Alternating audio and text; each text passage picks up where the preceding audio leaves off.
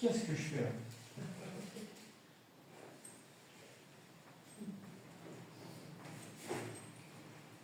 On dirait un plan. Je découvre l'architecture.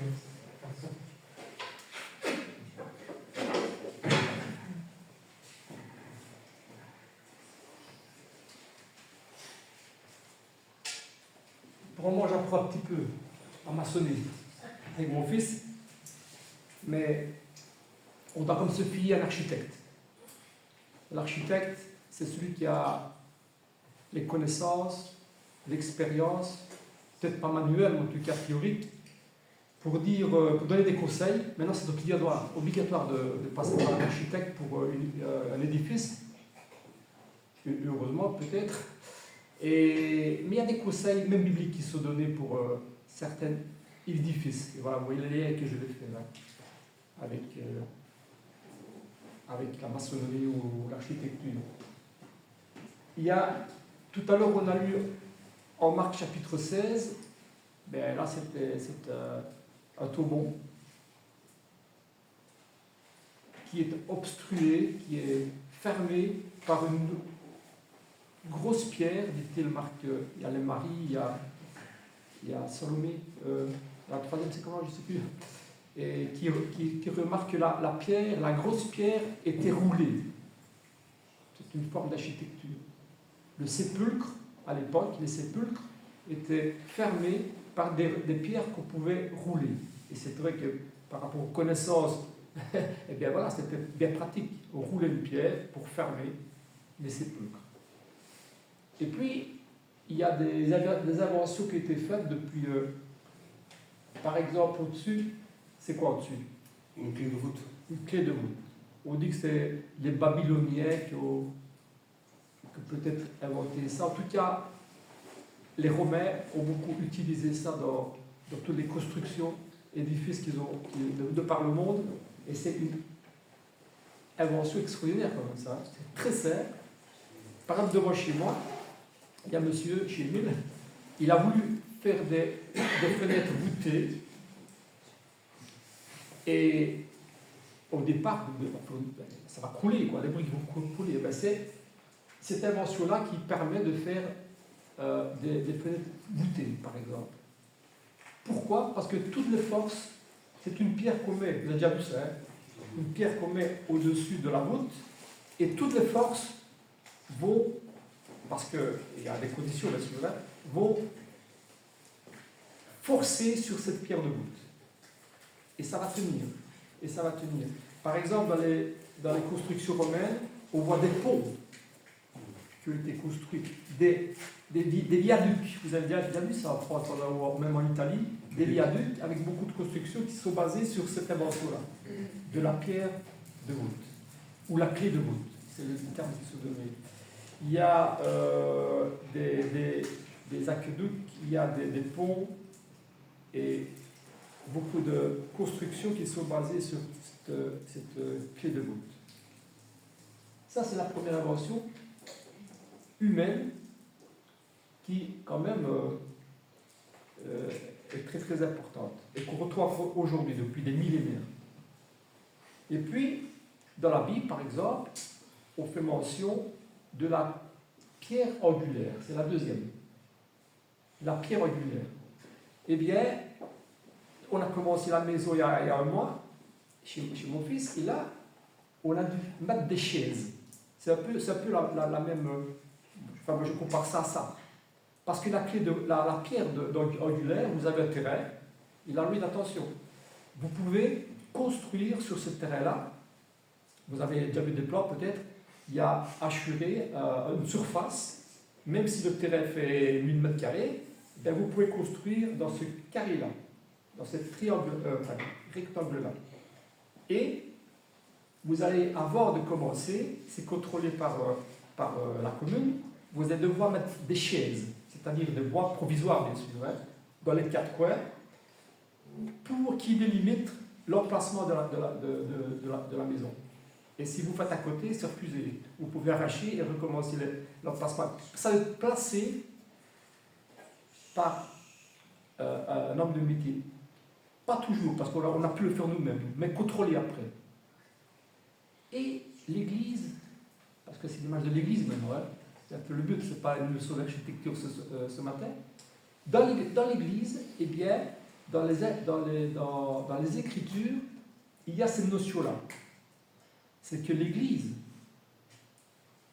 pour éviter toutes ces confusions et tous ces faux architectes, hein, si on peut les appeler ainsi, qui veulent construire l'Église un peu plus loin, un peu à côté, un peu carrément, ou sur des mauvaises fondations parfois, eh bien, dire Jésus-Christ est la pierre angulaire.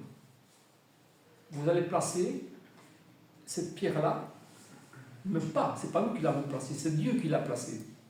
À plus forte raison. Dieu a placé cette pierre angulaire-là, c'est le deuxième dessin, le petit rectangle à côté, et à partir de cette première pierre, qui est l'élément principal de l'Église, que vous devez respecter, eh bien vous allez savoir exactement les mesures et l'emplacement de l'Église. Quand je dis l'édifice, c'est l'Église, bien sûr. Si on veut respecter l'architecte, et l'architecte c'est Dieu. Et je vais placer mon Fils, de Dieu, Jésus-Christ, mon Fils, le Christ, pour vous montrer et pour être la pierre angulaire de l'édifice. Et si vous voulez prétendre faire partie de l'édifice, parce que chacun on est un élément, on est une pierre de cet édifice, eh bien vous allez devoir vous aligner sur la pierre angulaire. C'est très simple comme explication, mais c'est primordial.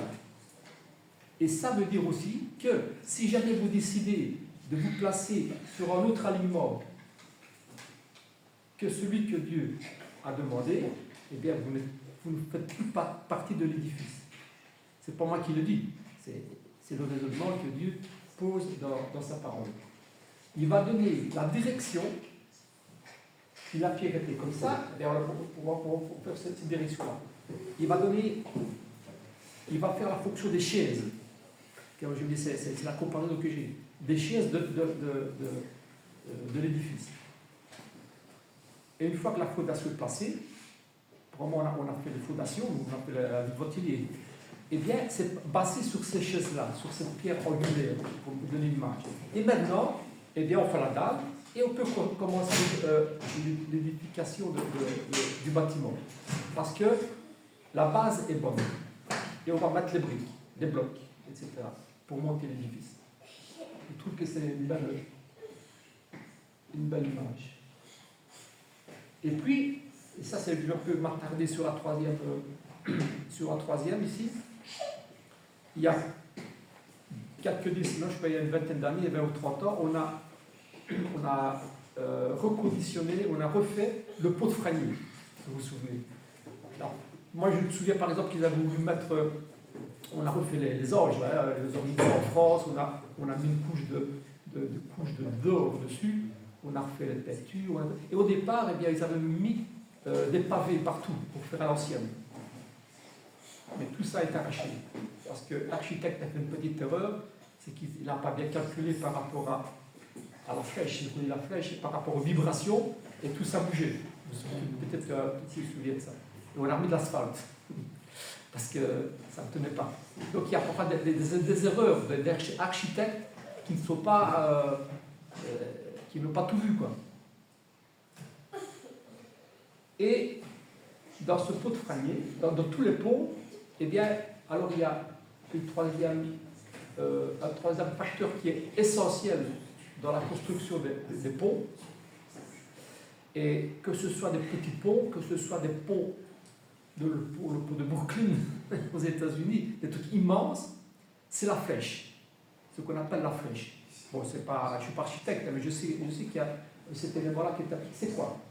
Ça veut dire que si jamais vous faites un pont parfaitement plat, eh bien, il va casser. Il va casser, en tout cas, pour les charges qu'il aurait demandé. Alors, qu'est-ce qu'on fait? Eh bien, on fait une courbe. On le fait, en fait, il n'est pas plat, le pont. Il a cette forme-là. Et il y a un élément, ce qu'on appelle la flèche. C'est l'architecte qui calcule cette flèche pour par rapport au le poids qui est demandé, les camions qui vont passer, la longueur, et tous les calculs savants qui sont incorporés à ce calcul-là, eh bien, que ça tienne. La flèche. Et donc, ça veut dire que dans le pont, maintenant, eh bien, il calcule. Et ça, c'est un truc assez étonnant. Il faut savoir que il faut qu'il soit, on va dire, élastique, entre guillemets. Il faut qu'il vibre, parce que pour qu'il ne vibre pas, il va casser. Il faut qu'il commence à calculer avec cette flèche-là. Et en même temps, il faut qu'il ne soit pas trop rigide. Parce que si jamais il est trop rigide, il ne remue pas, eh bien, il va casser aussi. Donc c'est très... on va faire confiance à ces architectes-là. Et bien cet élément-là, je trouve que c'est intéressant. Parce que pour que le pont tienne, il faut tenir compte, il faut qu'il y ait une tolérance, une flexibilité qui est nécessaire, et en même temps, il faut qu'il y ait une rigidité qui est nécessaire. C'est jouer sur les deux facteurs. Il faut qu'il bouge, mais pas trop. Ça, on fait confiance à ces messieurs qui ont calculé ces calculs-là et ces calculs-là. Et ça, c'est intéressant par rapport à certains enseignements de la Bible. Parce que l'homme, lorsqu'il veut construire lui-même, ou par rapport à certains sujets qu'on va voir tout à l'heure peut-être, eh bien, il est trop rigide, et le pont casse. Un pont, ça peut être entre lui et Dieu, ou entre l'homme et l'homme. Hein? S'il est trop rigide, le pont casse, bon, c'est terminé. Et en même temps, s'il est trop flexible, si on va faire un but très fort, on va même aller plus au-delà de ce qui est demandé, bon, et puis bon, non, c'est pas bon non plus. C'est pas bon non plus. C'est comme si on avait mis cette pierre angulaire autre part que où Dieu l'a demandé. Et Dieu nous demande d'avoir cette... Et là, je vais utiliser le mot tolérance. Parce que ça, c'est l'image, en fait. Hein. C'est la flexibilité ou la tolérance. Et celui qui n'a pas de tolérance, eh bien, le pont casse. Mais celui qui est trop tolérant, eh bien, il casse aussi. Parce que ce n'est pas ce que Dieu demande. Et ça, c'est toute une histoire de connaissance de la parole de Dieu et de sagesse qu'il doit demander à Dieu. J'en ai déjà parlé plusieurs fois parce que c'est important, et en commençant par moi-même, pour connaître, parce que chaque cas est particulier. Un pont n'est pas l'autre. C'est une communication entre moi et l'autre, et c'est différent, et moi et l'autre, parce que moi je reste le même, mais l'autre il est différent. Donc c'est ça la sagesse qu'il faut demander à Dieu. Je ne vais pas communiquer avec telle personne comme je vais communiquer avec l'autre personne. Parce que si peut-être je fais la même chose, je veux passer le même message, mais il y a un pont qui va casser. Il faut demander cette sagesse à Dieu. Et les conseils que Dieu donne dans sa parole. Donc il y a ces deux dangers principaux. Et ça, c'est dans les ponts, c'est l'étude de la connaissance de la matière, des matériels. Et trop rigide, c'est pas bon, et trop élastique, ce n'est pas bon parce que ça met la rupture. Mais il y a aussi un autre facteur. Parfois, c'est bien calculé. On a la flèche qui est bien calculée, on a les fondations qui sont bien posées par rapport aux colonnes. Et puis, à un moment donné, le pont croule. À cause de quoi? C'est bizarre. C'est bien calculé parce que tout simplement, ça a été trop chargé. Voilà, on a dit, le pont, voilà, il est bien. Voilà, par rapport à ce... Mais il y en a qui se sont amusés à part de passer avec des véhicules de 15 tonnes, eh bien voilà, on va essayer de passer avec un 30 tonnes, et puis ça casse. Parce que la charge a été trop élevée. Et ça nous rappelle des paroles de Jésus lui-même, qui reproche à ces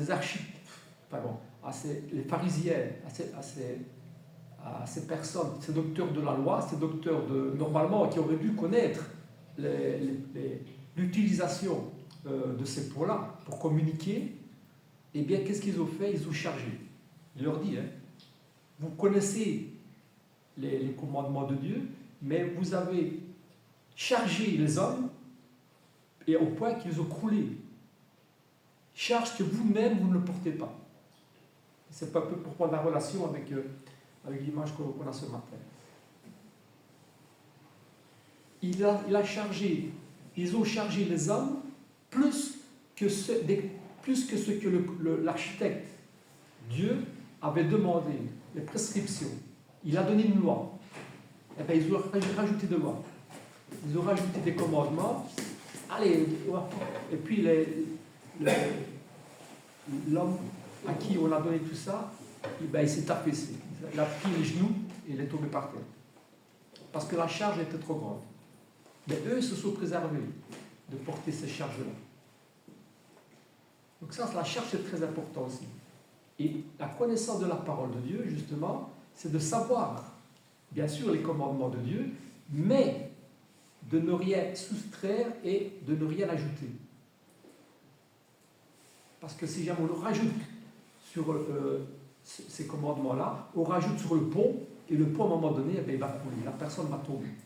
La personne va couler. À cause de l'homme. Pas à cause de l'architecte, à cause de l'homme. Parce que à l'entrée du pont, il y avait écrit « Voici les commandements de Dieu. Rien ajouter et rien soustraire. »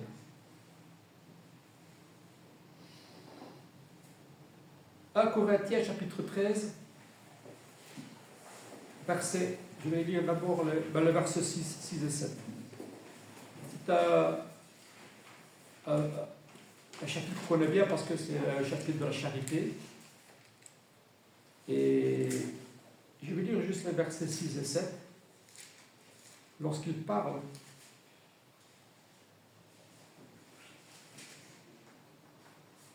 de la charité, je vais lire les versets 4 à 7. Voilà. Elle dit par exemple que la charité, voilà, ça c'est le commandement de Dieu. Hein. C'est à l'entrée du pont, il dit voilà, on va parler de la charité. Et Dieu dit la charité est patiente, elle est pleine de bonté. La charité n'est pas envieuse, la charité ne se vante pas, elle ne s'enfle pas d'orgueil, elle ne fait rien de malhonnête, elle ne cherche pas son intérêt, elle ne s'irrite pas, elle ne soupçonne pas le mal, elle ne se réjouit pas de la justice, mais elle se réjouit de la vérité. Elle excuse tout, elle croit tout, elle espère tout, elle supporte tout. Elle supporte tout. C'est pas penser à ce qu'on a dit, elle supporte tout. Mais il y a aussi le mot vérité. Dans le verset 10, il dit elle se réjouit de la vérité. Donc ça, c'est pour monter ce verset-là, je suis allé pour prendre un peu l'équilibre. C'est vrai qu'il y a c'est ça, elle supporte tout, soit patient, parce que sans patience, on ne peut pas unir, enfin, mettre en relation deux personnes qui sont différentes à cause de leur culture, leurs origines, leur tradition, s'il n'y a pas de charité, de patience, ça c'est impossible. Mais en même temps, elle se réjouit de la vérité. C'est-à-dire qu'on va respecter la vérité. Que ce soit toi, que ce soit moi, on va entrer dans ce respect-là de la parole de Dieu, mais dans la vérité. Donc ça, c'est le premier verset qui nous met un petit peu à l'entrée du pont. Il dit voilà, on va entrer, on va traverser ce pont ensemble, mais on va lire ce qui est écrit. Et ça, c'est la parole de Dieu. On a besoin de grandir dans la tolérance, mais aussi dans la vérité. Et ça, c'est vrai dans toute relation humaine, que ce soit même dans la famille. dans le couple, je veux dire. Hein, au départ, on ne se connaît pas. Mais après, mais on a des différents, des goûts différents, des sensibilités différentes, et puis des origines différentes. Et puis tout ça fait que si on ne fait pas d'effort avec de la patience, ça ne marche pas. La parole nous apprend à discerner, à analyser les différentes situations. Et nous devons avoir de prendre cette précaution d'aller nous référer à l'architecte. Et il faut savoir que la tolérance totale, eh bien, c'est source de l'extrémisme. C'est ça. Ce qu'on voit dans le monde, parfois. À quel point ça peut aller? Eh bien, la source de ça, c'est la tolérance. C'est la tolérance. Parce qu'il y a ces origines différentes, ces traditions différentes, au point qu'on se met à la place de l'architecte. Alors moi, je vais te dire que tu dois faire ça. Ça, c'est la tolérance. Il y a des goûts différents, mais Dieu dit, il y a une pierre angulaire, il y a une église, il y a un Dieu. On pourrait relire Éphésiens 4. Il y a un. Et ça, c'est l'architecte qui nous le dit. Le seul architecte. Alors, il y a ces versets en Romains chapitre 14, verset 19, qui nous dit que recherchons ce qui contribue à la paix et à l'édification. On connaît bien ce verset-là. Recherchons ce qui contribue à la paix et à l'édification. D'abord, pour avoir la paix, il faut que le pont soit solide, soit debout. Je vais communiquer avec l'autre. On va communiquer pour avoir cette communication et cette attente. Mais que tout soit fait pour l'édification. Et ça entre dans tous les domaines. On a lu tout à l'heure en Marc chapitre 16. Et où il y avait le mot à la gloire de Dieu. Tout se passe, je ne sais plus le verset, à la gloire de Dieu. Et bien c'est ça, en fait, la définition de... je pense que c'est dans cette lecture-là, enfin bon, c'est pas grave. Que tout se fasse pour l'édification. Alors, c'est un petit mot, mais c'est tellement important, ça. Ça veut dire que dans tout ce que nous disons, ça devrait être ainsi, de s'arrêter à un moment donné, tourner 7 fois la langue dans notre bouche, comme on dit, pour s'assurer que tout ce que nous disons et tout ce que nous faisons ait pour résultat l'édification. L'édification de quoi? L'édification de poser une pierre sur l'édifice, dont Jésus-Christ est la pierre angulaire. Que Dieu a demandé que ce soit ainsi. Si jamais il n'y a pas d'édification, cette pierre, elle est mal posée. Elle est mal mise, la pierre. Et parfois, ça peut être une correction. Ça peut faire partie de ça. Mais que tout se fasse pour l'édification et pour la gloire de Dieu. Parce que ça va ensemble. Ça va ensemble. Si jamais on dit, moi j'ai agi et ça a été pour l'édification et que ça ne rend pas gloire à Dieu, c'est peut-être pas dans ce texte-là, c'est le deuxième peut-être. Ouais. Je pense qu'il y a une contradiction là-dedans. Tout soit fait à la gloire de Dieu. Et là, en Romains chapitre 14, il dit recherchons tout ce qui contribue à la paix et à l'édification. Mais les chapitres d'après, en Romains chapitre 15, je vais dire un passage en Romains chapitre 15, après avoir parlé de ce sujet-là, il dit au verset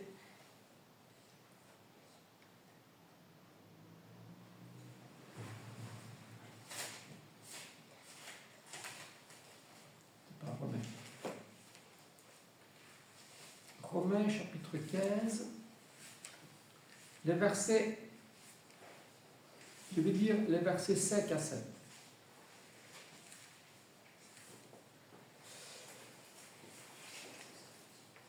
Parce qu'il dit, Et ça, c'est un beau chapitre, hein, parce que le premier verset, qu'est-ce qu'il dit? C'est un sujet sur la tolérance. Si on veut qu'il y ait une église et qu'il n'y a pas de tolérance, elle est morte, l'église. Elle n'existe pas. Et donc il faut une tolérance, mais une tolérance mesurée. Et c'est ça toute la complication, comme on l'a dit. C'est la flèche. Trop rigide, ça casse, et pas assez rigide, ça casse aussi. Et il dit dans le premier verset de 15, nous qui sommes forts, nous devons supporter les faiblesses de ceux qui ne sont pas, et de ne pas nous complaire en nous-mêmes. Que chacun de nous complaise au prochain pour ce qui est bien en vue de l'édification. Encore une fois, en vue de l'édification. Et il est difficile parfois de trouver cette justesse. On a parlé tout à l'heure des extrêmes qui ne sont pas bons. Eh ben moi, je ne suis pas du tout tolérant, c'est une extrême. Et l'autre, il dit, tout est bon, c'est l'autre extrême. Et ce n'est pas ce que Dieu demande. Parce que ce n'est pas en vue de l'édification, c'est le geste. Mais il faut une certaine tolérance, une compassion. Au verset 5 et 6, il dit que le Dieu de la persévérance, de la consolation, nous donne d'avoir les mêmes sentiments les uns envers les autres. Selon Jésus-Christ, afin que tous ensemble, d'une même bouche, vous glorifiez le Dieu et le Père de notre Seigneur Jésus-Christ. Voilà. Ce verset-là, il renferme tout ce qu'on a été dit jusqu'à maintenant. C'est vrai, il dit, tolérance, c'est nécessaire pour former cette unité. S'il n'y a pas de tolérance, il n'y a pas d'unité. Comme dans un couple, si on se met, il n'y a pas de tolérance au début, il n'y a pas d'unité, c'est le divorce. Dans tout groupement humain, s'il n'y a pas de tolérance, c'est division. Mais ça ne s'arrête pas là, il faut lire le verset. Il dit, ayez les mêmes sentiments les uns avec les autres selon Jésus-Christ. Et ça, c'est important aussi. Ça veut dire selon Jésus-Christ, selon la pierre angulaire. Former un même édifice, une même église, pour l'unité, selon Jésus-Christ. C'est-à-dire, alignez-vous à la pierre angulaire que Dieu a choisie pour construire l'église. C'est tout bête, hein, c'est très facile, hein, mais chaque mois son importance. Quoi. Et quand il y a des divisions, c'est parce qu'on a oublié un principe essentiel de ce que Dieu a voulu. C'est la pierre angulaire. Selon Jésus-Christ, afin que vous glorifiez Dieu. Ben oui, parce que la pierre angulaire, elle a été choisie par Dieu. Donc si on s'aligne à la pierre angulaire, eh bien on glorifie Dieu, tout simplement. Et si on ne s'aligne pas à la pierre angulaire, on glorifie quelqu'un d'autre.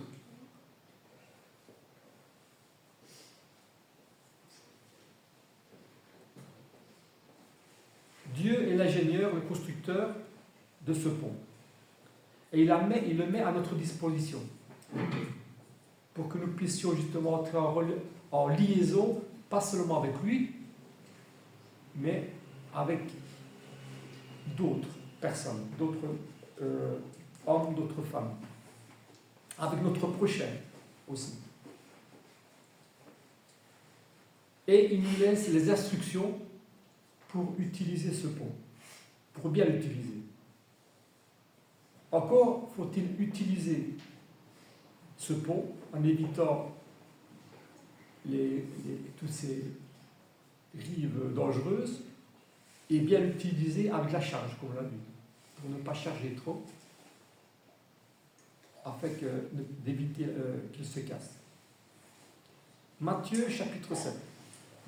C'est Jésus qui parle ici, cette pierre angulaire dont on a parlé. Matthieu chapitre 7.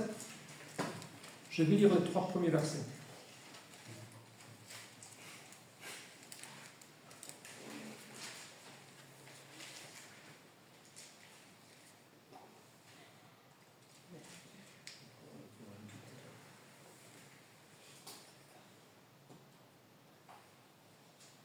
Je vais lire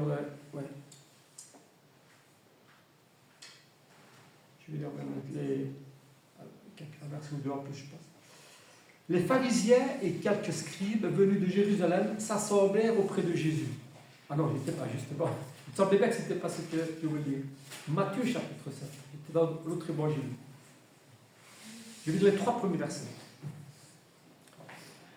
Ne jugez pas, afin que vous ne soyez pas jugés.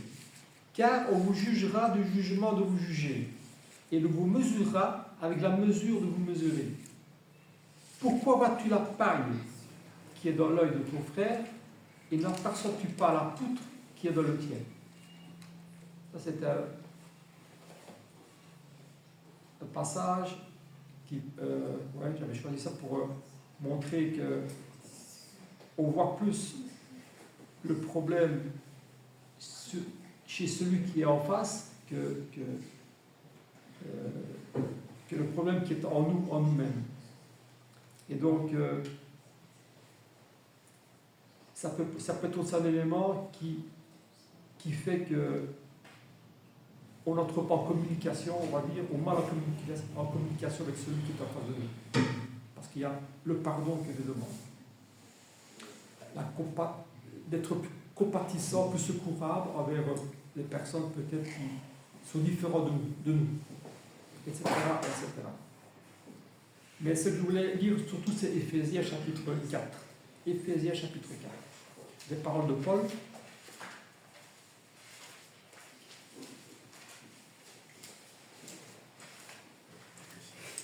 Éphésiens chapitre 4. Et là, je vais demander à Giovanni de lire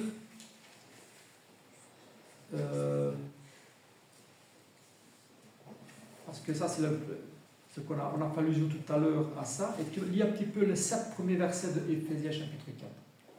Les 7. Éphésiens chapitre 4, versets 1 à 7. Je vous exhorte donc, moi le prisonnier de le Seigneur, à marcher d'une manière digne de la vocation qui vous a été adressée, en toute humilité et douceur, avec patience, vous supportant les uns les autres avec charité, vous efforçant de conserver l'unité de l'esprit par le lien de la paix. Il y a un seul corps et un seul esprit, comme aussi vous avez été appelés à une seule espérance par votre vocation. Il y a un seul Seigneur, une seule foi, un seul baptême, un seul Dieu et Père de tous, qui est au-dessus de tous, et parmi tous et en tous. Mais à chacun de nous, la grâce est donnée selon la mesure du don de Christ.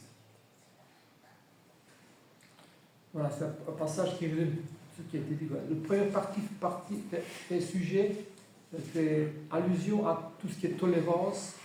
Supportez-vous pour former cette unité. Mais après, il y a les versets qu'on connaît aussi particulièrement par cœur, c'est que cette patience, cette tolérance, cette flèche qui est illustrée dans le pont, doit avoir pour résultat l'unité. Et l'unité, c'est à travers la pierre angulaire que Dieu a voulu. Et cette unité, c'est qu'il y a un seul corps. Il n'y a pas de corps, il y a un seul corps. Il y a un seul esprit. L'esprit de Dieu qui règne dans l'Église. Il y a une seule espérance. Il y a un seul baptême. Il y a une seule foi. Qui sont les résultats, finalement, du respect que Dieu a donné par sa parole.